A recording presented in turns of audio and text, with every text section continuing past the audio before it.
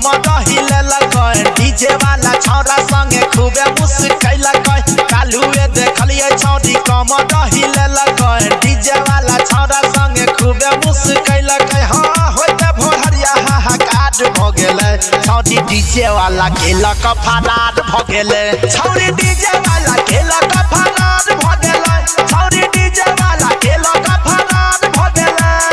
कालुए देखलिए छौरी कमर हिलेलक डीजे वाला छौरा संगे खूबे मुस्कैलक हाँ होते भोरहरिया हाहाकार भ गेलै छौरी डीजे वाला केलक फरार भ गेलै छौरी डीजे वाला केलक फरार भ गेलै छौरी डीजे वाला केलक फरार भ गेलै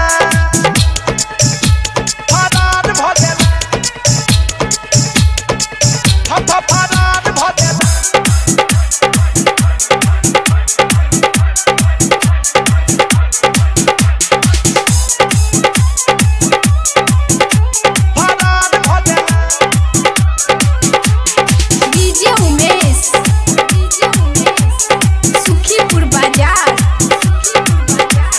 कदलकै छौरी सब डाइल धोआइन रे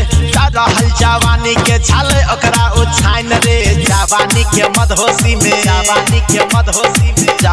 के मदहोशी में कलकै एहन कांड रे डीजे वाला भैया सबके कदलकै बदनाम रे डीजे वाला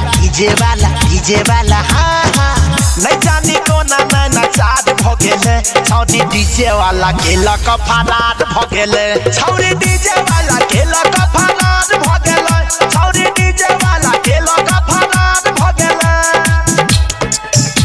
फरार भ गेलै फरार भ गेलै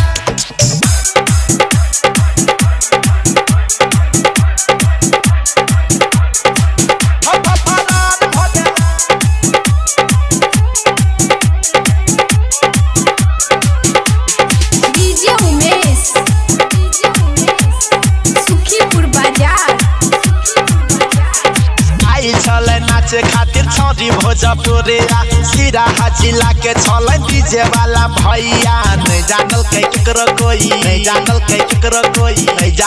केकरो कोई होते एहन लाफारा छौरा सबके आपस में करवा देलकै झगड़ा डीजे